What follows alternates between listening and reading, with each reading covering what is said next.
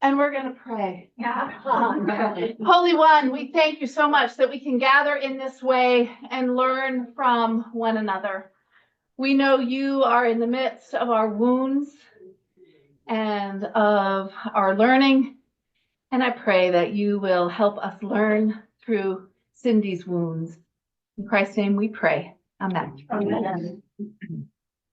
Well, thank you all so much for being here today to learn more about my book, Scratch My Itch. The subtitle is The Caregiver's Honest, Humorous, and Healing Stories About the Horrors of ALS. I know all of you in this room, but in case there is anyone online I have not yet met, my name is Cyndy Mamalian. I am a daughter, a sister, a wife, a mother of 3, and a PhD criminologist turned author after living with and caring for my mom, Barbara, who had ALS or Lou Gehrig's disease. How many of you here, just a show of hands, are familiar with ALS? Okay. Well, and if you are not familiar, it is totally okay, because 14 years ago when my mom was diagnosed, I didn't know what it was either. Amyotrophic lateral sclerosis. Whoops. How do I get it to go to the next slide? Okay, I think we just have to click. Let's do the click. Okay. I'm here. Now try. Thank you. Okay. Amyotrophic lateral sclerosis, ALS, is a progressive neurodegenerative disease that affects nerve cells in the brain and the spinal cord. As the disease progresses, patients lose the ability to walk, use their arms and hands, move their head, swallow, talk, and breathe. And the big take-home point, there is still no cure for ALS. My mother passed away from ALS 11 years ago, and I have been writing ever since. It should. Does it not go with the I didn't think it would. Okay.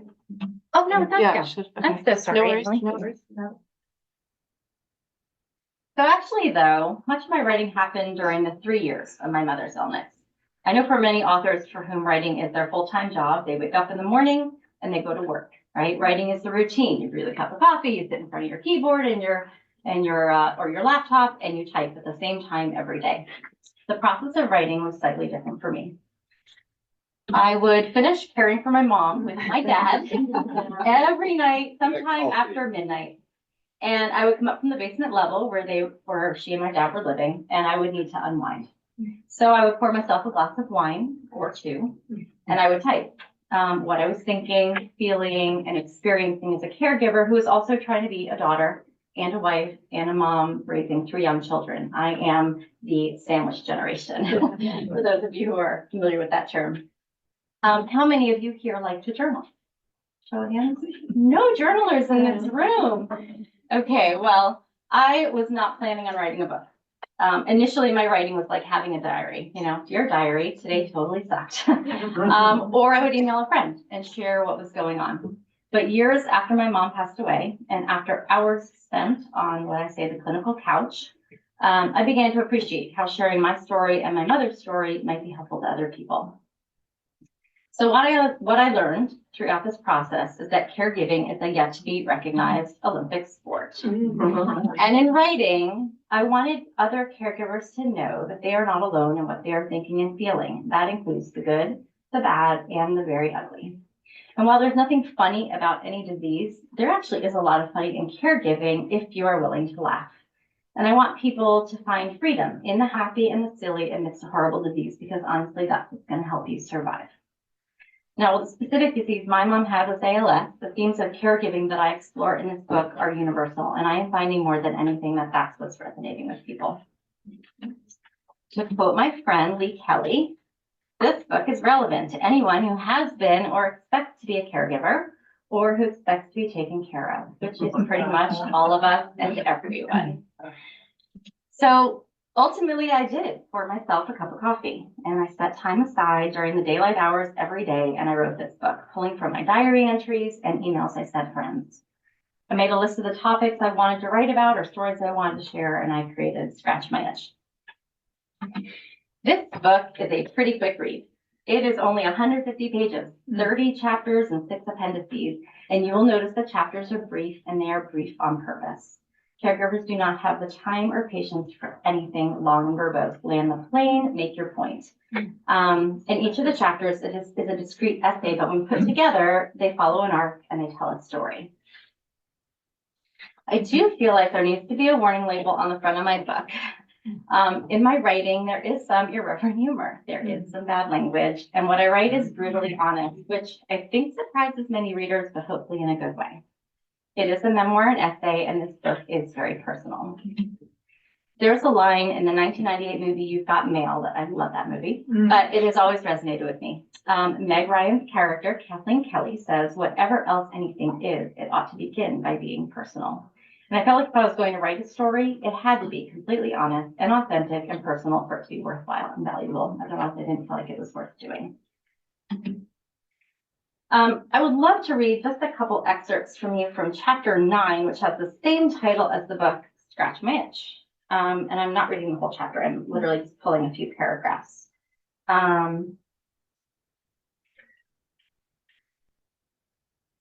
Let's see. Let's play a quick game I often play sometimes during the day, but most often when I'm lying in bed at night.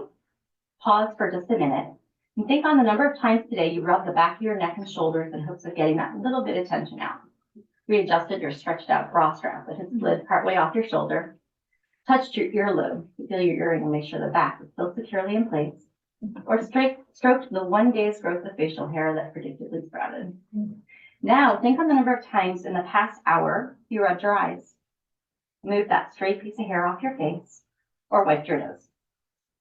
Finally, think on the number of times in just the past minute you readjusted your bottom in your chair or bed, touched your lips with your fingers, or scratched an itch. I constantly think about and appreciate the freedom of these types of small movements. I have also spent countless nights lying in bed, thinking about the 25 or more adjustments I make just to be comfortable enough so I'm able to embrace that deep slumber. And then I pause and I apologize to my mother. It is human nature to adjust our bodies in response to the multitude of annoying stimuli that are bugging us. Straight piece of hair, the itch, the dripping nose, the wrinkled piece of clothing that is just wrinkled enough in a single spot to bother the top layer of our skin and set our nerves ablaze. And we adjust. It's part of human mechanics. But a person with ALS can't adjust. They can feel the sensation. They are fully aware of the annoying or uncomfortable stimuli, but they cannot move and adjust. And the challenge in navigating this part of human mechanics is compounded by the fact that the ALS patient loses their ability to articulate well and or speak. If you add on top of that the fact that for the majority of caregivers we were hosting in our home, English was not their first language, it makes it all the more complicated to communicate the myriad of adjustments the ALS patient wants made. You can begin to appreciate how scratching an itch becomes an even larger ball of yarn to untangle. So it became everybody's job, mine, my father's, my husband's, my children's, the caregivers, to help navigate and manage this part of my mother's human mechanics. It was labor intensive. It was exhausting and frustrating. It was maddening. It was also guilt-inducing because it was truly depressing to think about how miserable this part of my mother's reality was. I should have felt and shown nothing but compassion. And yet, I got impatient, having to adjust her constantly. Real, honest to goodness, I'm going to rotten hell guilt. As we play the game and think about how many movements we make consciously and unconsciously to adjust our bodies and respond to unpleasant stimuli, we are left with one very big question. How could a person not go absolutely crazy experiencing all of these sensations, wanting to make all these adjustments to their bodies, struggling to communicate those wants and needs, and not be able to do so? It's a great question for which I don't have an answer. I do believe it's maddening for the ALS patient who is trapped in their body, and for the person whose job it is to make these adjustments 24/7 for the person for whom they are caring, trying to anticipate the need, making the adjustment and then learning it didn't really solve the problem and needing to redo it repeatedly, or chasing the itch that started at the base of the neck, but now is behind the ear, then on the eyebrow and has at last settled in the corner of the eye. Being the body adjuster itch chaser is a full-time job, and it too is maddening in its own sort of way. So really compassion for both sides, each pulling on the rope in a metaphorical tug-of-war game. To all those persons struggling with ALS or any other disease that limits your physicality, my heart breaks with you as you manage the challenges associated with your physical inability to adjust to all things that are bothersome. That reality is simply maddening and unfair. And to all you caregivers out there, I see your rubbed toes and adjust pillow, And Reishi 1, pull disposable underwear from between butt crack and move legs from straight to frog leg position. Let's try to at least smile at the absolutely necessary and simultaneously insane adjustments together. So there are so many parts of ALS that are maddening and entirely unfair for the ALS patient, starting with getting a diagnosis that offers no cure. Like, there's nothing you can do. One can say the same for so many other diseases as well, by the way. And the demands from the caretaker perspective are often very overwhelming and challenging to manage. But caregivers feel guilty for having those feelings because the person through whom they are caring is struggling so much more. It's very complicated. It's funny, I've had many people who have been confused by the title. And I always say, well, you'll understand a little bit better after you read chapter 9. I recently, however, posted on an ALS caregiver Facebook group, about my book. And the reactions to the title have been hilarious. The caregivers laughed and they understood the title without explanation, which validated for me the title choice. I was like, it's okay. Let's talk about faith. My faith was absolutely important as I lived through this experience as I now share my story with the world. First off, and I say this in the acknowledgments, the direct quote, I am especially grateful for my family of faith at PPC. You are the greatest blessing, and I can't imagine life without the love and strength of my faith community. And that is so true. I also need to do a shout out for our Stephen ministers because my Stephen minister was the greatest gift during the worst time of my life, and she still is today. In writing, I felt like I needed to highlight for the reader just how much God was a part of this journey with me, as well as the times I doubted and the times I challenged God and was quite the demanding believer. In my book, there are multiple chapters where faith is a theme, including Angels Among Us, In the Trenches with Friends, The Caregiver's Prayer, Pills and People Who Listen, and Searching for Heaven, to name a few. I am not going to give the end of the book away, but let's just say that God has a very funny way of working through Diana Ross. In the promotion video, James videotaped for me. Thank you, James. I mentioned the alphabet soup doctors. I thought I would just read the opening paragraph to chapter 17, and it's titled Possible Side Effects. As a child, did you ever eat alphabet soup? I rushed to see how many words I could spell on my spoon with the swollen pasta letters floating in hot steaming broth. I remember asking my mother for the big tablespoon so I could spell longer words, even though I could barely fit the spoon in my mouth. My strategy was consistent. Actual words first, followed by new magical words I would create with leftover letters. I have a sneaking suspicion this is how drug companies brainstorm names for the new drugs that have developed. I envision a boardroom full of men and women in white coats, PhD diplomas, bowls of alphabet soup, and the largest spoons they can find. In the video, I also mentioned the revolving door of home health aides. The last excerpt I will read is from chapter 25, titled One Nurse, Two Nurse, Three Nurse, Four. And for those of you who love children's books, the title was inspired by Dr. Seuss's One Fish, Two Fish, Red Fish, Blue Fish, which I love. I couldn't help myself. And here is the first paragraph of that chapter.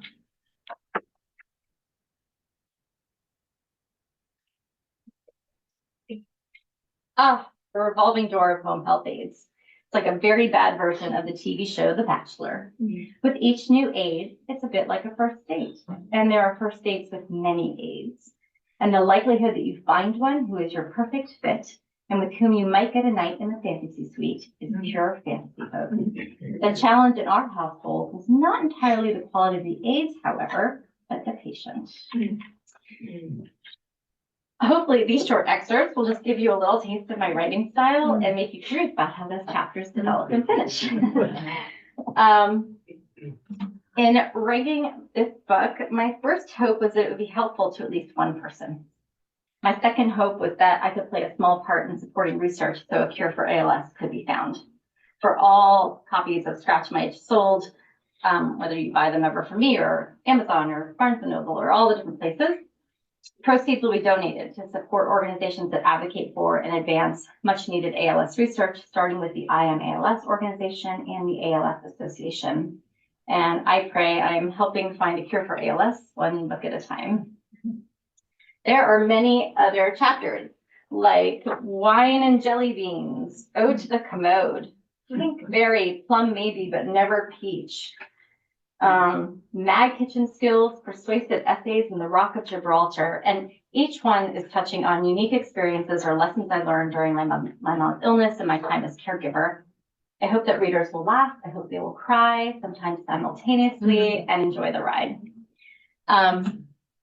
I would love to open it up for questions. I am an open book, which you will learn very quickly if you read my story. So please feel free to ask me anything. Yes, Dan. How long from the first diagnosis did your mother last until she died? She, 3 years, which is the average for ALS patients is 3 to 5 years. And so, yeah, she was on the low end of that. But I've heard of people who pass away even more quickly and people who live decades, right? So it's very individualized for every Janie's person. mother lasted 13 years. 13 years. That's incredible. Yeah, that's incredible. Yeah, Miss Emily. Our staff is reading the book and discussing it. We really, really appreciate your vulnerability and your willingness to share your, as you call it, your open book life. We have a mutual friend and she texted me and said, you know, I give Paul tons of kudos after reading this book. And so I just wanted to name that out loud, how, you know, you sort of allude to your family, your spouse, you know, your dad, your sister in the book. But it really takes a whole family, spouse, sister, dad. And so I just wanted to name that with Paul here, how Thank you. that came through. Yeah. And I do say in the book, I mean, I'm grateful that, I mean, I wouldn't have wanted our family to go through that experience any other way. It was a gift that we could be together in the way we were. I'm grateful that my children saw firsthand the love and devotion my father had to my mother. And you really, you know, this is what a husband or a wife does, right? And I was grateful that my kids saw that, you know, a son-in-law does this for his, you know, when we get married, we become one family. And so I was grateful that they saw that example. And so, yeah, I mean, if you look for little silver linings, right? There's always Yes, Miss. Was your mother able to die at home? Did she die? Yeah, she did. She died, yep, in her bedroom. Yeah, there's a chapter in the book about that. That was probably the hardest chapter to write, to be honest with you. And if I go back and I read, sometimes it's the hardest chapter still to read.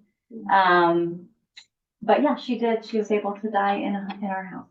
Yeah. Yeah. Yeah, could you comment a little bit about your experiences with the medical support that you had? You mentioned a little bit about in that nurse chapter that you had 1, 2, 3, 4. But the caregiving people who supported you, but also the medical doctors in terms of how that experience went for you all as a family and for your mom as well. So it's interesting with ALS, you know, you get an ALS diagnosis and there are 1 or 2 medications that they can, and I am not an ALS expert, by the way. So please, you know, I'm just speaking from my experience here. Especially when my mom was first diagnosed, there were only 1 or 2 medications. A lot of them are experimental. And back then, you know, you looked at the side effects and not knowing enough about the drug and then whether it's something you want to try. The time that my mom was sick, there were some clinical trials she could have participated in and she chose not to. But generally you get that diagnosis and then they say, okay, well, I don't want to sound really crass, but it's like, well, good luck with that, right? Because there really isn't anything that they can offer patients except supportive care during that process. So we worked with amazing, amazing doctors at the George Washington University Hospital. They were phenomenal. And so you would go to an ALS clinic maybe once, I think it was once every 3 months or something like that. And in my book, I say, sort of like check in with us on your journey to dying, right? And so you would visit with all the different doctors who dealt with your breathing or your occupational therapist who would work with how to help you manage the fact that you can't use your body, or the neurologist, or, you know, there were all the different doctors, and they would meet you all in one place, which was very helpful to have a team there. And they were fantastic. And a lot of those exist all around the country. And then, so we would visit the doctors every few months, and they would, you know, just sort of monitor her progress and, you know, offer some adaptive solutions. And then I will say the ALS Association was amazing. I can't speak highly enough of them. They came to the house multiple times, giving us suggestions, lots of contacts for, you know, contractors who can adjust doorways for wheelchairs. And there were all these, you know, they have a loaner closet, so you could get equipment and borrow equipment that you might need only for a short period of time. So they were a phenomenal resource. And hospice was eventually a phenomenal resource for us. And can't say enough great things about how wonderful they were in our home. And then you know, my father and I were, and my dad, 24/7. We did eventually bring in a home health aide to help us during some of the daylight hours to give my dad a break. My mom did not enjoy that process, and I talk about that in the book. And that's more of how that one nurse, 2 nurse, 3 nurse, 4 developed. But then they would leave we didn't have around the clock care. And so they would leave at 5 o'clock. And then my dad and I were on the clock. And the day didn't usually end until midnight at least. So it made for a long day. But yeah, so that's a quick overview. Yeah, Dr. Hogan. Thank you, Dr. Cyndy. Yeah, it's one of the difficult times is waiting for a diagnosis. And I was wondering how your family managed that time before there was a definitive diagnosis, because that can be extremely stressful. Yeah, it is. How did your family and you manage that expectation? Well, you know, it's interesting. With ALS, there isn't a definitive test or diagnosis. They basically rule out everything else. And then once they've ruled out everything else, then they say, oh, okay, well then based on your symptoms, you don't have any of the other things, so you have ALS. And so that testing process, it takes a while, and you kind of hope along the way they're going to find something else, right? But then they don't. My dad and my mom, I mean, I went with my mom to one appointment that was diagnosis related. But my dad was the one who did that with my mom. She fell, I think she first started,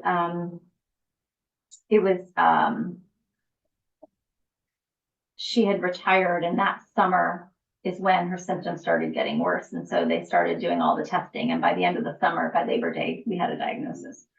So it was, I would say, pretty much the summer. In your case, what were some of the early symptoms? What? So she, I think my mom's first symptoms, she fell off balance and she tripped and fell. And we at the time thought it was uneven pavement, and it wasn't uneven pavement. It was the muscles start to weaken, and, you know, ALS patients you'll hear them falling, or they'll get twitching in a limb, fingers, or they'll notice weakness in an arm or whatever. And so I think it's those sorts of is how it normally begins. And again, I also think it's very different for different people. There are 2 different types of ALS. And again, I'm not an ALS expert, but there are 2 types, and one of them affects, my understanding is it affects your extremities and, works its way. And then there's another one called bulbar ALS, and that one pretty much is centered around here. So you can still walk, you might be able to, still move your arms, whatever, but it affects your breathing and your talking and your other things. So there's 2 forms as much as I understand. But yeah, so it depends on I think the type you have as to what your first symptoms would be. Cyndy, what was the role of the social worker in the team? They were great at, I'm trying to think, there was a social worker, I remember giving us recommendations for support groups and different things like that, which my mom did not participate in any of those. I didn't actually participate in a support group either. I don't think you did. There was a psychologist on staff who would prescribe medications for depression or anxiety or those sorts of things. I just remember the social worker pointing out resources in the community and things like that. Did they give you any help? I am pretty sure somewhere along the way I was offered support help, but we were all focused on Yeah. my So, mom. Second question is, who was the decision maker in the care choices? What was the role your mom played? So my mom didn't want anybody in our house. She wanted it just to be my dad and me. And I say this in the book, like the gauntlet was thrown and you were like, okay, we're gonna bring in some care. And so it became my mom versus every home health aide who walked through the door. That is not the prettiest picture of her, but it's a hard thing having people you don't know care for you. And especially in that situation where you are so vulnerable and you can't communicate and it's very, very hard.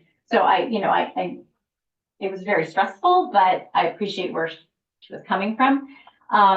Ultimately, my dad and my mom had her say, but eventually we had to sort of be the ones to say no, because we won't survive if we have to care 24/7 with the amount of care that was required. I mean, at some point with ALS, the person needs someone all the time.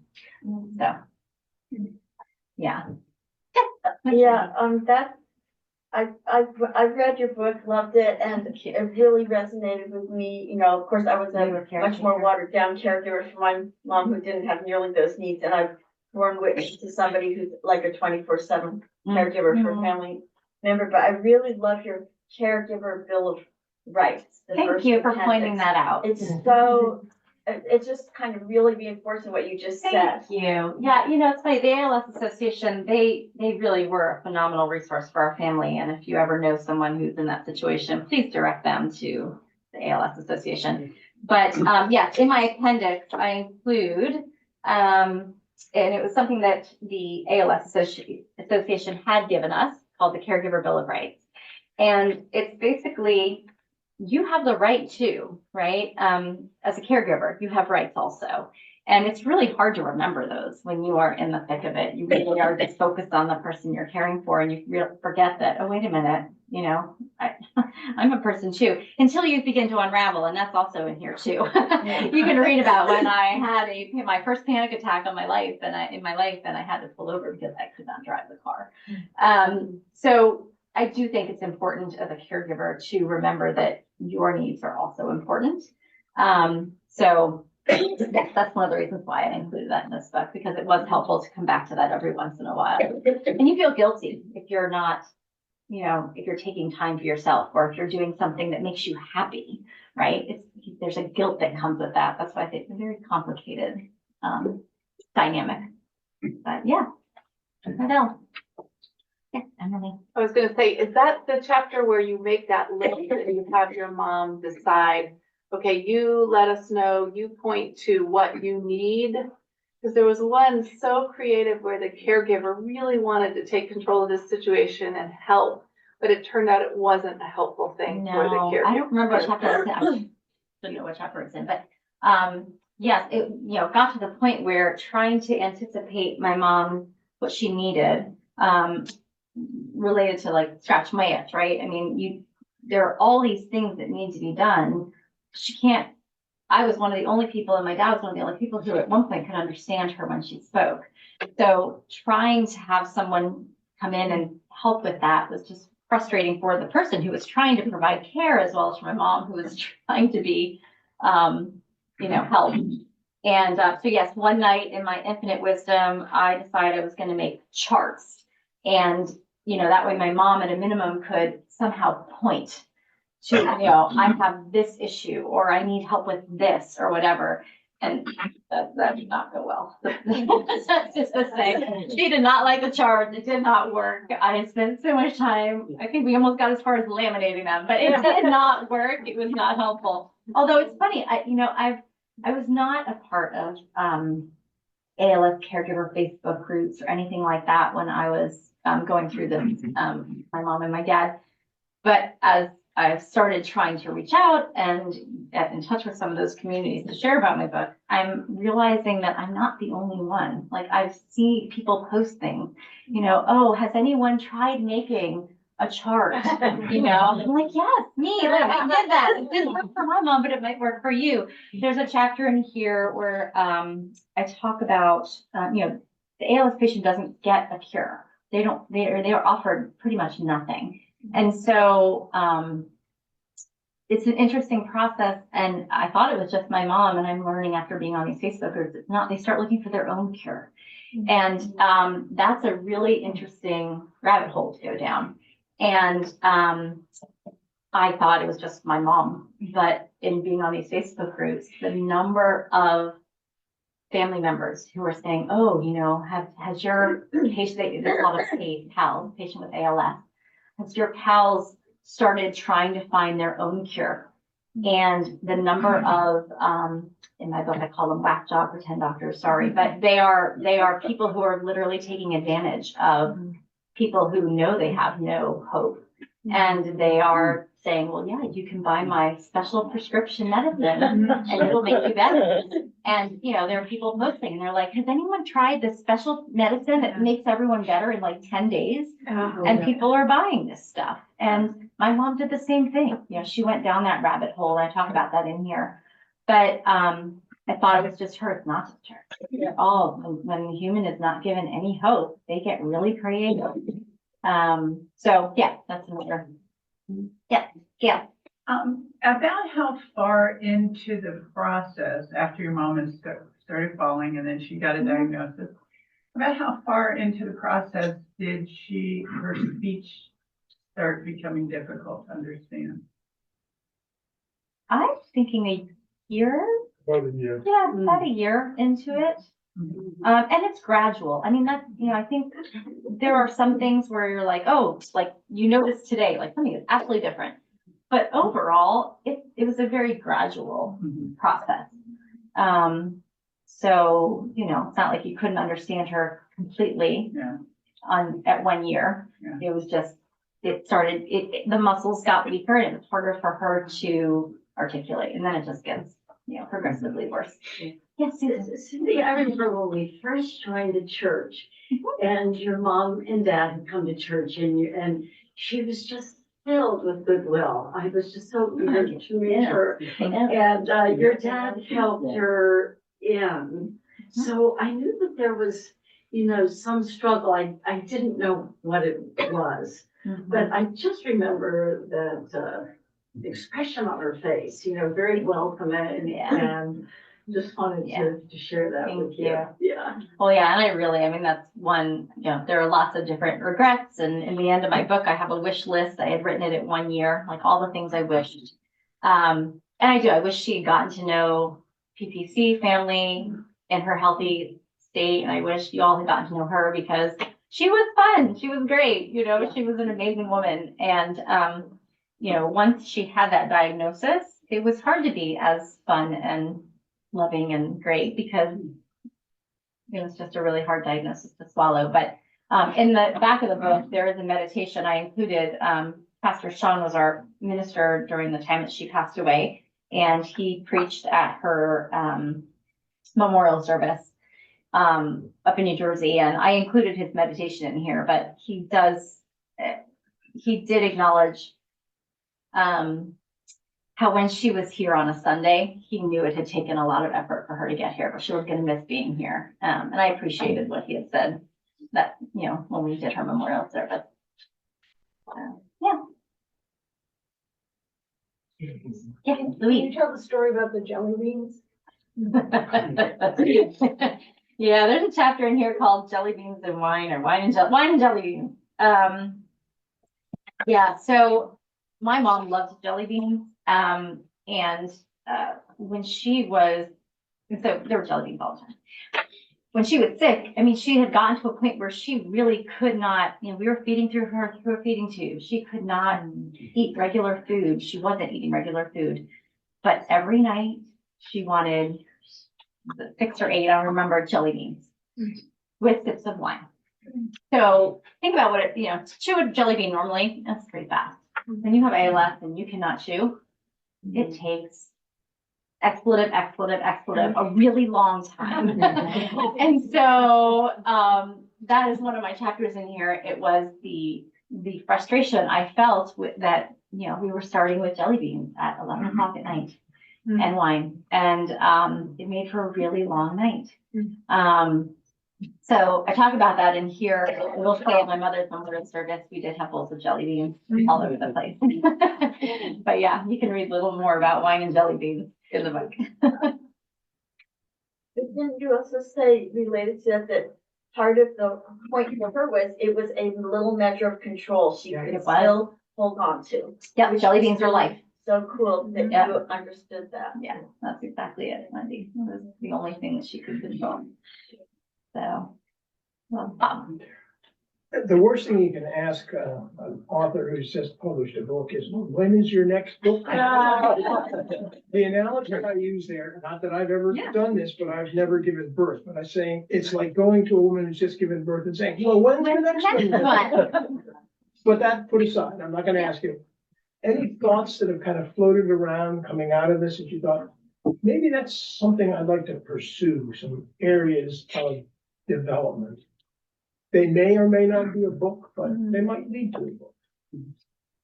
I mean, I have a lot of good ideas. I just have to decide if I'm gonna follow through on any of them.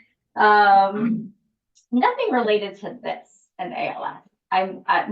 This was a labor of love. I was happy to do it. I needed to do it, to be honest with you. Like I said, I never intended to publish a book. I did it for me initially, just to sort of process everything and to document stories. And so I'm glad that I did this. I have other book ideas. I have books related to family stories and food. I still have a bag of journals. Many of you have heard this story before, but my grandmother used to journal. And I have an entire bag of little notebooks, spiral bound notebooks, where she wrote every single day. And every single one of those entries starts with, "Dear God, thank you for another day." And I am dying to get my hands, I've read a bunch of them, but I think would love to, make that another writing project, because she was a very simple woman, but a very smart woman. And I'm sure there are lots of nuggets of great stuff in there. So Well, I would encourage you to do that. Your writing style is wonderful. Thank The you. mixed the heartbreak and the humor, as you say, in a situation like this is remarkable. So thank you. Yeah, you do need to smile and laugh through it, or it just, not, like I said, not the disease, but there's a lot of funny and caretaking if you're willing to smile and laugh about it. I think your grandmother has given you a title of your book, Dear God. Thank you, Grandma. Yeah, exactly. Sherry. Thank you for all your thoughts on caregiving. I think it's wonderful. We're sort of watching this unfold with our son's friend, Brooke Evie. Yeah. And she's 35 and was diagnosed a few years ago. So she has great humor, as you may She see does. her out on Yeah, Instagram. she's She amazing. puts everything out there. But we're going to join her and her family in the ALS walk next Saturday. You are excellent. Thank you for doing that. Yeah, she's an amazing woman. If you can follow her on Instagram, her name is Brooke at EBY.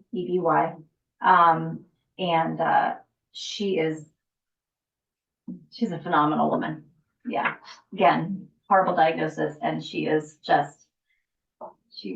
being very honest, which is, I think, very helpful. So to a lot of people. I know I had sent you the clip of Lou Gehrig Yeah. at Yankee Stadium, Yeah. basically saying he's goodbye. And he said, "I'm the luckiest man on the face of the earth." Yeah. Yeah, I think it's hard. Yeah. Sure. I was wondering if you could talk about the eggs she used to make.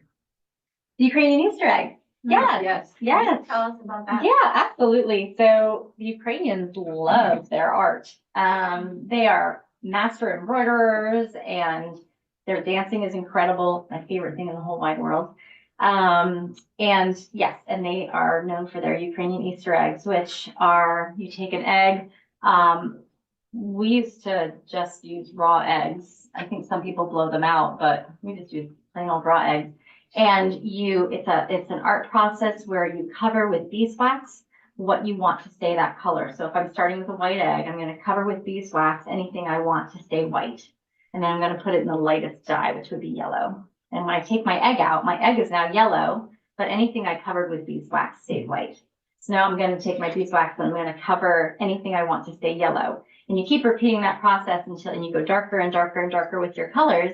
And then you ultimately melt off all the wax and you have this beautiful multicolored egg. And the designs are very traditional. They have different meanings. I mean, this goes back to pre-Christ times when they were, wheat was important for something and you worship the god of whatever. And so all the symbols have very special meaning. And so you can tell a story in your egg. And so, yeah, families would make those eggs and then they would be made in time. They would do them all during Lent, and then they are blessed at Easter time, usually in their Easter baskets that they would bring to the church.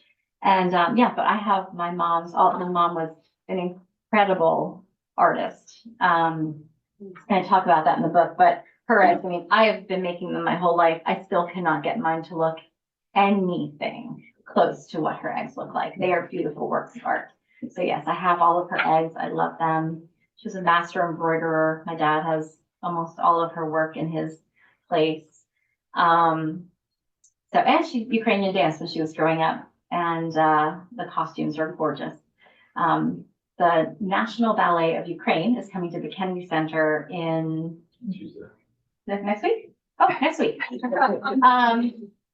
And interspersed with the ballets they're going to be performing, the excerpts is a Ukrainian dance troupe, and they are over the top incredible. It's the most entertaining and beautiful dance I think I've ever seen. So anyway, yeah. Yeah, if anyone wants to learn to make Ukrainian Easter eggs, let me know. It's really fun. I did it once with the church years and years and years ago.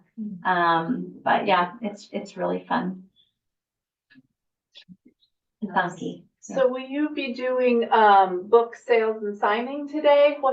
If anyone is interested in purchasing a book, they're over there. Okay. I'm happy to sign the book. You can you can cash, check, or Venmo. And to you. Those are your books, right? Those are mine. Okay. Yeah. Cash. Yeah. Or you can go, the book is available Amazon, Barnes and Noble, Target, Within Stock Publishers, Hudson bookstores. So it's all different places. But yeah, thank you for reading it. And thank you guys for coming today. I really appreciate it.